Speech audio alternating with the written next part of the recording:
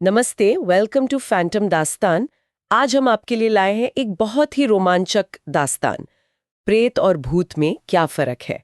अक्सर लोग इन दोनों शब्दों को एक ही समझ लेते हैं, है ना? हाँ बिल्कुल। मतलब गोस्ट। पर क्या ये वाकई एक ही है या इनमें कोई गहरा अनदेखा भेद छुपा है?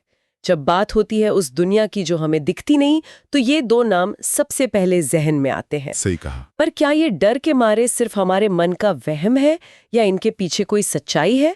हमें कुछ सोर्सेज मिले हैं जो इस मिस्ट्री पर रोशनी डालने की कोशिश करते हैं। बिल्कुल। और ये सिर्फ डर की बात नहीं है। भारतीय मान्यताओं में, खासकर हिंदू धर्म और लोक कथाओं में, प्रेत और भूत दोनों का जिक्र मिलता है। लेकिन उनकी प्रकृति, उनकी ओरिजिन स्टोरी, उनका मकसद सब अलग अलग बताया गया है। अच्छा। हाँ, ये जीवन, मृत्यु और कर्म के फिलॉसफी से भी जुड़ा है। हमारे शास्त्रों जैसे गरुड़ पुराण और अनगिनत लोक कथाओं में इनके अस्तित्व, इनके प्रकार और इनके प्रभाव की बहुत चर्चा है। ओके, लेट्स अनपैक दिस फिर। आज हम इसी गुत्थी को सुलझाने की कोशिश करेंगे, एकदम डीप में जाकर। हमारे पास कुछ दिलचस्प सोर्सेज हैं, रिलीजियस ग्रंथ जैसे गरुड़ पुराण, भगवद गीता के रेफरेंसेस, विकिपीडिया के डिटेल्ड आर्टिकल्स, वेब दुनिया के इनसाइट्स और कुछ ऑनलाइन डिस्कशंस जैसे रेडिट से भी काफ़ी इंट्रीगिंग बातें मिली हैं। हाँ, काफी डाइवर्स सोर्सेज हैं इस बार। तो देखते हैं ये हमें कहाँ ले जाते हैं। तैयार है इस रहस्यमयी सफर के लिए? तो सबसे पहले प्रेत को समझते हैं। ये शब्द सुनने में ही थोड़ा भारी लगता है ना? एक रिलीजियस वेट है इसमें। इसका मतलब क्या है आखिर? कहाँ से आया ये कॉन्सेप्ट? हाँ, इस शब्द में ग्रेविटी है। ये संस्कृत से है। प्रेत का मतलब है जो चला गया या मृत व्यक्ति। ये कॉन्सेप्ट मुख्य रूप से हिंदू और बुद्धिस्ट धर्मों से जुड़ा है। जैसा कि विकिपीडिया का प्रेटा वाला सोर्स बताता है, ये सिर्फ कोई रैंडम भटकती आत्मा नहीं है। अच्छा, हाँ, ओके। ये मृत्यु के बाद एक स्पेसिफिक अवस्था है, खासकर अंतिम संस्कारों से पहले की। एक ट्रांजिशन फेज कह सकते हैं। Transition phase, interesting. तो ये बनते कैसे हैं? क्या हर मरने वाला प्रेत बनता है? नहीं, या इसके पीछे कोई खास वजह होती है, कोई ट्रिगर? नहीं, हर कोई प्रेत नहीं बनता। प्रेत योनि में जाने के पीछे स्पेसिफिक कारण माने जाते हैं। हमारे सोर्सेज, खासतौर पर गरुड़ पुराण और प्रेत और भूत एक गहन शोध वाला डॉक्यूमेंट, कुछ मुख्य बातें बताते हैं।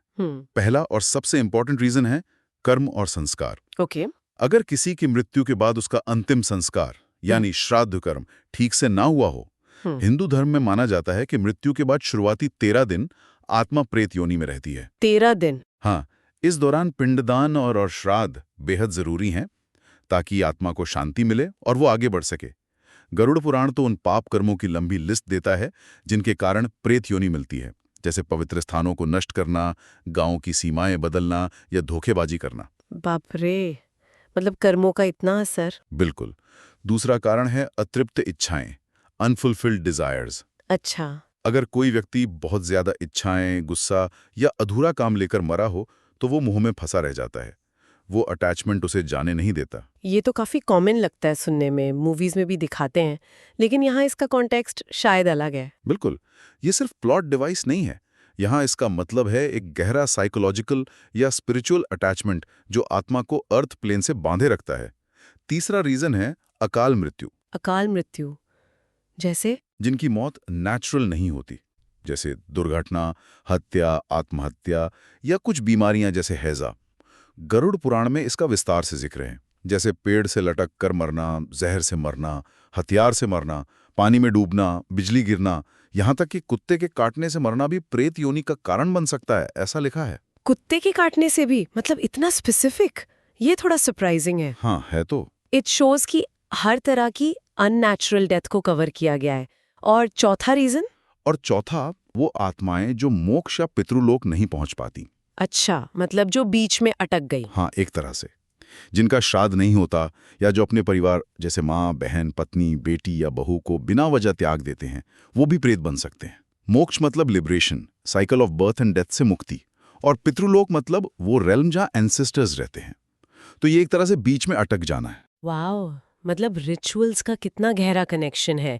ये सिर्फ परंपरा नहीं बल्कि आत्मा की जर्नी का एक इंटीग्रल हिस्सा माना गया है, उनका प्रॉपर एग्जिट इंश्योर करना। बिल्कुल सही। पर ये दिखते कैसे हैं या महसूस कैसे होते हैं? क्या ये फिल्मों वाले डरावने भूत जैसे होते हैं जो सबको डराते फिरते हैं? नहीं, इनका डिस्क्रिप्शन थोड़ा अलग है, ज्यादातर दुखी और पीड़ित वाला। इन्हें अक्सर हंग्री गोस्ट्स यानी भूखी प्यासी आत्मा माना जाता है, जैसा कि प्रेता वाले विकिपीडिया सोर्स में भी बताया गया है। हंग्री गोस्ट, भूखी प्यासी, क्यों? हाँ, बुद्धिस्ट ट्रेडिशन में इनका चित्रण बहुत ही सिंबॉलिक है। बहुत बड़ा पेट लेकिन एकदम पतला गला। ओ, ये एक मेटाफर है। इच्छाएं बहुत हैं, बड़ा पेट, पर उन्हें पूरा करने का जरिया नहीं, पतला गला। उनकी सफरिंग भी बताई गई है। कहते हैं इन्हें खाने पीने की चीजें मिलती नहीं, या मिलती हैं तो खा पी नहीं पाते, या खाना आग बन जाता है, या चीजें सामने आते ही सूख जाती हैं। हे भगवान, ये तो बहुत दुखद है। हाँ, एक्सट्रीम गर्मी और सर्दी भी इन्हें सताती है। हिंदू मान्यता के अनुसार, जैसा प्रेता विकिपीडिया सोर्स में भी इशारा है, ये सिर्फ वायु, एयर और आकाश, ईथर तत्व से बने होते हैं। बाकी 3 तत्व पृथ्वी, जल, वाटर, अग्नि, फायर नहीं होते। इसलिए फिजिकल चीजें खा पी नहीं सकते। अच्छा, इसलिए वो भूखे प्यासे रहते हैं। एग्जैक्टली। जनरली इन्हें दुखी और असंतुष्ट माना जाता है। जरूरी नहीं कि ये हमेशा नुकसान पहुंचाने वाले हों, वो बेचारे खुद ही कष्ट में हैं और शांति चाहते हैं। जैसा रेडिट सोर्स में भी किसी ने कहा था, they are to be pitied not hated. उन पर दया आनी चाहिए, नफरत नहीं। ये तो बिल्कुल अलग पर्सपेक्टिव है उस टिपिकल गोस्ट इमेज से। तो फिर इनसे मुक्ति कैसे मिलती है? परिवार वाले क्या करते हैं? अगर ये इतने दुखी हैं तो इनकी मदद कैसे की जाती है? यहीं पर रिचुअल्स का महत्व सबसे ज्यादा सामने आता है। हमारे सोर्सेज, खासकर प्रेत और भूत, एक गहन शोध और प्रेता विकिपीडिया सोर्स बताते हैं। क्या बताते हैं? पहला, श्राद्ध और पिंडदान, ये सबसे जरूरी हैं। पिंडदान में राइस बॉल्स ऑफर किए जाते हैं। कहते हैं गया में पिंडदान का विशेष महत्व है, इससे प्रेत योनि से मुक्ति मिलती है। हिंदू धर्म में मृत्यु के बाद 1 साल तक रिचुअल चलते हैं, जैसे 3 स्टेज में 16-16 चावल के पिंडास देना। 16-16 पिंड? हाँ, विकिपीडिया सोर्स बताता है कि ये चावल के पिंड प्रेत के नए शरीर का निर्माण का प्रतीक है, एक सिंबॉलिक बॉडी प्रोवाइड करना। अच्छा, ताकि वो आगे बढ़ सके। हाँ, फिर है तर्पण, जल अर्पण करना ताकि उनकी प्यास बुझे। ब्राह्मण भोज और दान, प्रेत के नाम पर दान पुण्य करना। गरुड़ पुराण का प्रेत कल्प, इसमें प्रेत से जुड़े विधान विस्तार से दिए गए हैं। विकिपीडिया पर भी इसका जिक्र है। और हाँ, परिवार की भूमिका, शोक मनाने वाले मुख्य व्यक्ति, चीफ मॉर्नर, पर भी कुछ नियम लागू होते हैं, जैसे एक समय भोजन, जमीन पर सोना आदि। माना जाता है कि इससे प्रेत की पीड़ा कम होती है और परिवार का सदस्य सिंबॉलिकली उस पीड़ा को शेयर करता है। ये बातें प्रेता विकिपीडिया सोर्स में भी डिटेल में हैं। ये तो काफी डिटेल्ड और स्ट्रक्चर्ड प्रोसेस लग रहा है। मतलब प्रेत एक तरह से सिस्टम का हिस्सा है जिन्हें प्रॉपर एग्जिट चाहिए, और परिवार की जिम्मेदारी है कि वो एग्जिट रूट क्लियर करे। बिल्कुल बिल्कुल अलग है ये फिल्मों वाले जंप स्केयर गोस्ट से। हाँ। एक डिफाइंड पाथ है उनकी जर्नी का। हाँ। ओके, अब आते हैं भूत पर। हाँ। ये शब्द सुनते ही थोड़ा क्रीपी फील आता है ना? हाँ, ये ज्यादा कॉमन यूज होता है शायद। फिल्में, कहानियां सब भूतों से भरी पड़ी हैं। ये प्रेत से कैसे अलग है? और ये ज्यादा कॉमन क्यों लगते हैं कॉन्वर्सेशंस में? सही कहा, भूत शब्द में एक अलग वाइब्रेशन है। ये शब्द भी संस्कृत के भूत से आया है, जिसका मतलब है जो हो चुका या पास्ट, जैसा कि विकिपीडिया के भूता वाले सोर्स में बताया गया है। लेकिन इसका कनेक्शन धर्म ग्रंथों से ज्यादा लोक कथाओं, फोकलोर और रीजनल बिलीव्स में पाया जाता है। अच्छा, मतलब ये फोकलोर वाला ज्यादा है। हाँ, हालांकि भूत शब्द पंच महाभूत, पृथ्वी, जल, अग्नि, वायु, आकाश के लिए भी इस्तेमाल होता है, जैसा रेडिट डिस्कशन भी पॉइंट आउट किया गया था। तो यहाँ एक डबल मीनिंग है। और एक बहुत इंटरेस्टिंग पॉइंट वेब दुनिया के सोर्स से मिला। वो कहते हैं कि आम इंसान मरने के बाद सबसे पहले भूत ही बनता है। क्या? हाँ, वेट अ मिनट, तो वेब दुनिया कहता है पहले भूत बनते हैं, और गरुड़ पुराण जैसे सोर्सेस कहते हैं पहले प्रेत। हाँ, ये तो कंफ्यूजिंग है। हाँ। How do we reconcile this?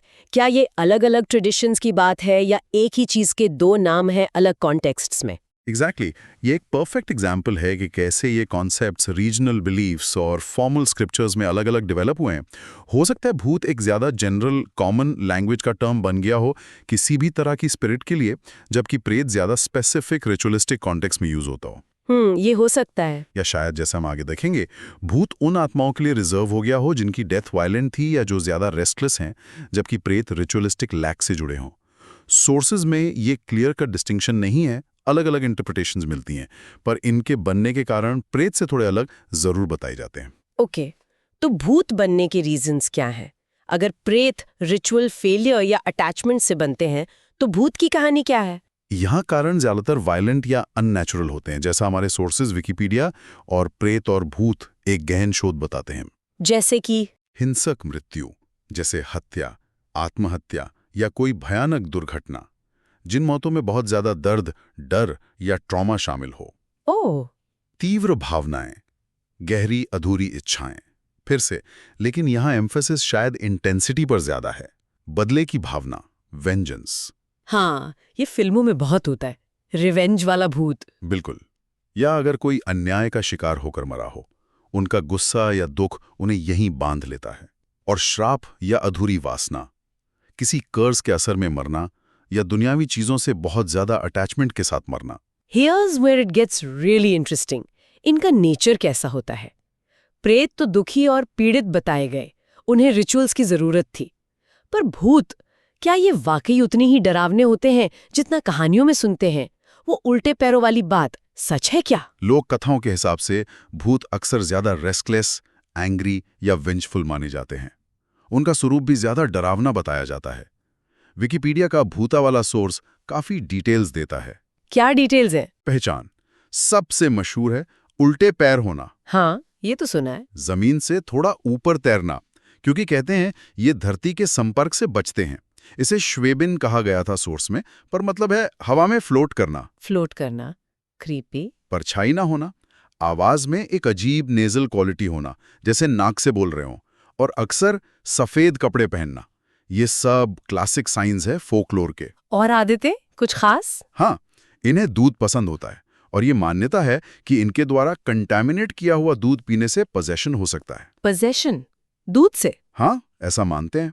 ये खास पेड़ों पर, जैसे पीपल, या खास जगहों पर रहते हैं, जैसे कोई पुराना वीरान मकान जिसे भूत बंगला कहते हैं, या शमशान घाट, अक्सर वो जगह जहां उनकी मौत हुई हो या जहां से उनका गहरा कनेक्शन रहा हो। अच्छा, और वो रूप बदलने वाली बात, शेप शिफ्टिंग? हाँ, इनमें शेप शिफ्टिंग यानी रूप बदलने की एबिलिटी भी बताई जाती है। और इनके टाइप्स भी होते हैं क्या? जैसे वेब दुनिया वाले सोर्स में काफी सारे नाम थे, चुड़ैल, पिशाच, ये सब क्या है? हाँ, बिल्कुल। फिल्मों में भी अलग अलग तरह के भूत दिखाते हैं। हाँ, लोक कथाओं और वेब दुनिया सोर्स के अनुसार कई तरह के भूतों का जिक्र है। ये क्लासिफिकेशन फैसिनेटिंग है। बताओ जरा। चुड़ैल, ये वो स्त्री है जो प्रेगनेंसी या चाइल्ड बर्थ के दौरान मरी हो, या कोई नवयुवती। इनके पैर उल्टे होते हैं। ये जवानों को अपने रूप से बहकाने की कोशिश करती हैं। वेब दुनिया और विकिपीडिया दोनों में इनका जिक्र है। एक ट्रैजिक बैक स्टोरी होती है अक्सर। ओह, ट्रैजिक। डायन डाकिनी? बुरे कर्मों वाली स्त्री मरने पर बनती है, ऐसा वेब दुनिया कहता है। इन्हें ब्लैक मैजिक से भी जोड़ा जाता है। पिशाच? ये मांस खाने वाले, गंदे रहने वाले भूत माने जाते हैं।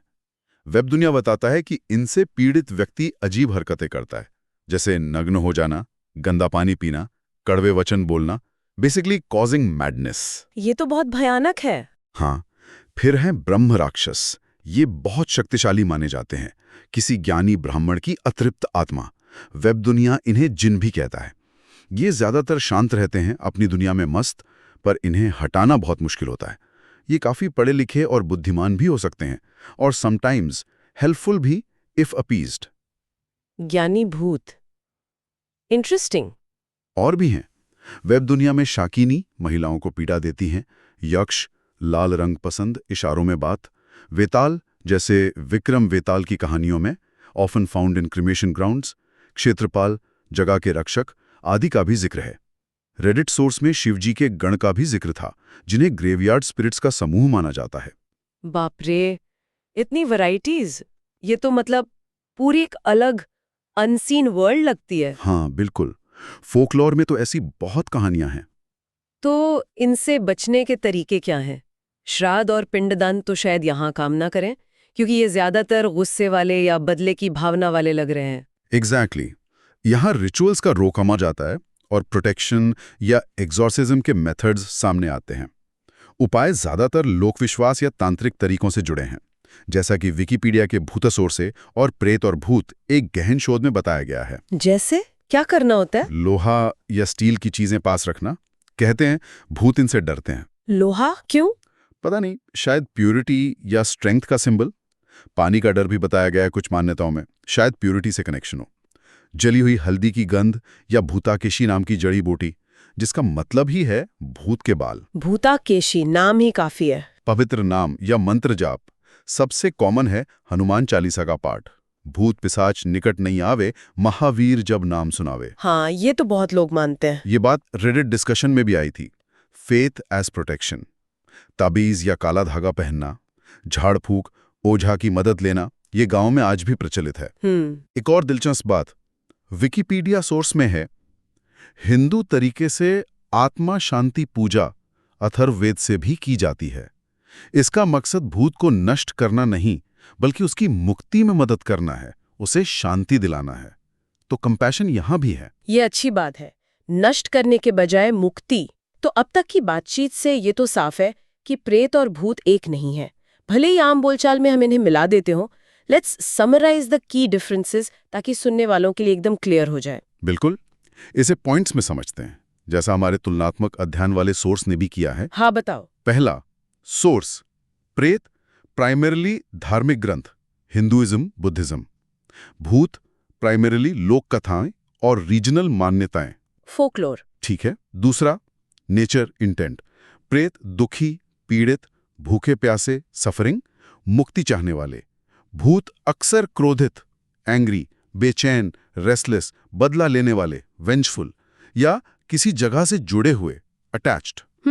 ये बड़ा फर्क है। तीसरा ड्यूरेशन, प्रेत मोस्टली टेम्पररी अवस्था, उचित क्रियाकर्म होने तक या मृत्यु के बाद पहले 13 दिन तक। भूत अनिश्चित काल तक भटक सकते हैं, जब तक उनकी इच्छा पूरी ना हो या उन्हें मुक्ति ना मिले। ओके। चौथा सॉल्यूशन, प्रेत समाधान धार्मिक कर्मकांडों में है, श्राद्ध, पिंडदान, तर्पण। भूत उपाय लोक उपचार, तांत्रिक विधियां, मंत्र, झाड़ फूक में ढूंढे जाते हैं।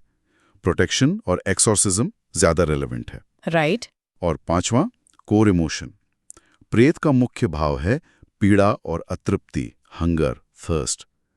भूत का मुख्य भाव अक्सर गुस्सा, मोह, अटैचमेंट या बदला होता है। बिल्कुल साफ हो गया। प्रेत ज्यादातर दुखी हैं, सिस्टम का हिस्सा हैं, जिन्हें रिचुअल्स चाहिए। भूत ज्यादा फोकलोर वाले, अक्सर गुस्से में, जिनसे बचने के उपाय चाहिए। एक सवाल और जो बार बार दिमाग में आ रहा है, पोजेशन का क्या? हाँ, पोजेशन मतलब किसी के शरीर में घुस जाना। इस पर भी तो अलग अलग बातें थीं सोर्सेज में। ये प्रेत करते हैं या भूत, या दोनों, या कोई भी नहीं? हाँ, ये एक इंटरेस्टिंग पॉइंट है और इस पर काफी डिबेट भी है।